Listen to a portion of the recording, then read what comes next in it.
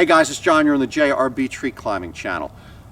You're familiar with the Maverick Pole, and you've heard me say that when I walk into the woods I don't really use a pack and I occasionally use a platform. Well, I wanted to show you how I wear that stuff, and we'll do things one piece at a time. But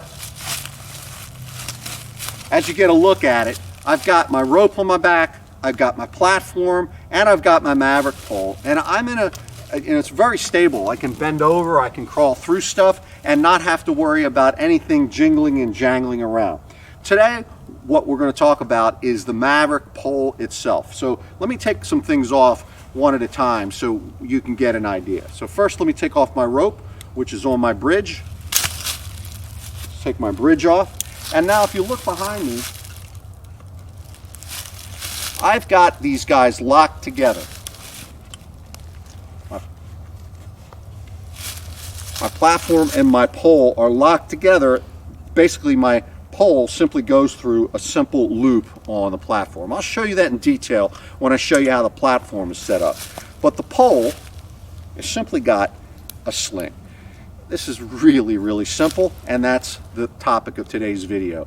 And that's how to put a sling on your Maverick Pole. Just so you're familiar with the Maverick Pole, there's a dedicated page on my website, jrbtreeclimbing.com. It is a 3-section telescoping pole made in the USA, available for purchase at Ape Canyon Outfitters, and it gives us a vehicle to get our anchor, our lifeline, secured to the tree above us so we can safely climb no matter how you're climbing. So here I'm advancing a Super Maverick hitch, and I can set it in place. We'd use the Super Maverick, or we can use the JRB cinch.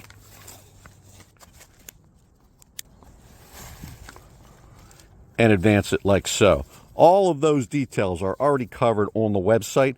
Let's get to building this sling.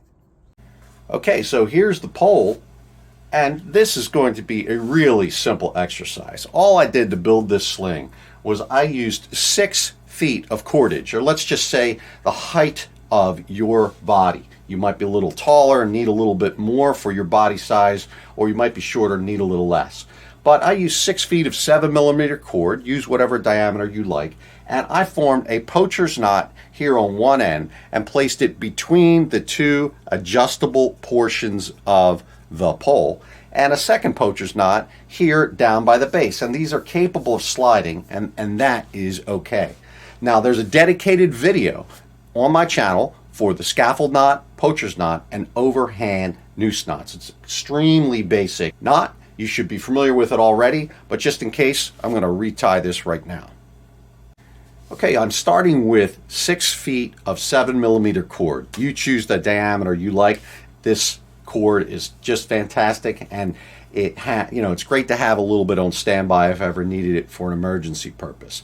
And I'll be forming a poacher's knot on either end.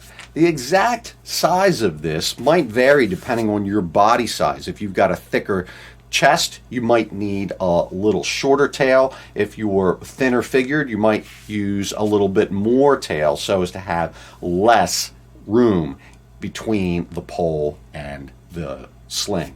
But I'm going to choose, I've got about 6 inches here with my left hand, and I'm going to hold this end. And as per standard procedure when tying the poacher's knot, I go over my finger twice, once, twice, and then bring that working end through those 2 loops.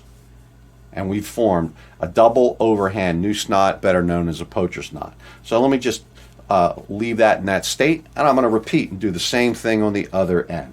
Got about 5 inches with my left hand. I hold that, go over my finger twice, 1, 2, and then force it through. It's going under 2 strands. That's a poacher's knot. Give it a tug, and then here's my pole. I'll put one end over the handle, make it snug. Put the other end over the end and position it between the 2 adjustable sections and make it snug. And then I'll just try that on, and if it's a little loose, Well, then I'll just retie one of these, and if you get it fine-tuned, of course you could trim these ends if you like, but it's that simple. This was a take one design, and it's just worked perfectly. I've had no need to change it.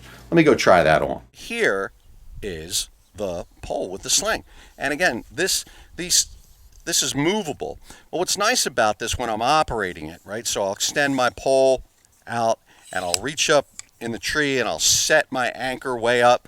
But then I've got options with what to do with this. Because this is movable, it allows me, I can put a carabiner here and I can hook it onto myself without any metal touching metal. And of course I could have left it caught on my anchor. But I've got some options for use of the sling, not only in wearing it, but in hanging it. But we've got to make sure it's comfortable. So I'm just going to put it on this way. I'm going to put it over. I tend to wear it by putting my right arm through, and just make sure this distance is correct. Let's say this is a little too much. Let's say it wobbles around a little too much. I might want it a little bit more snug. Well, that's no problem. I'm just going to loosen one of the poacher's knots, explode it. I'll start it this time with a little bit more tail. 1, 2.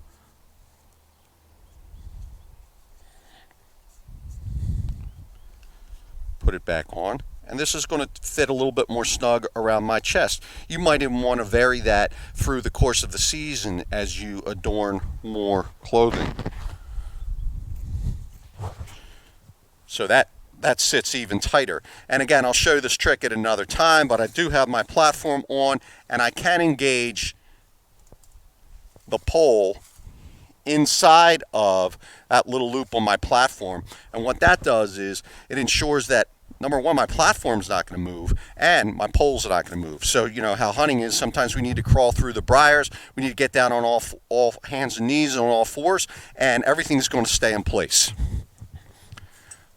All right, you guys, you'll see me crawling through the woods with this soon. Thank you.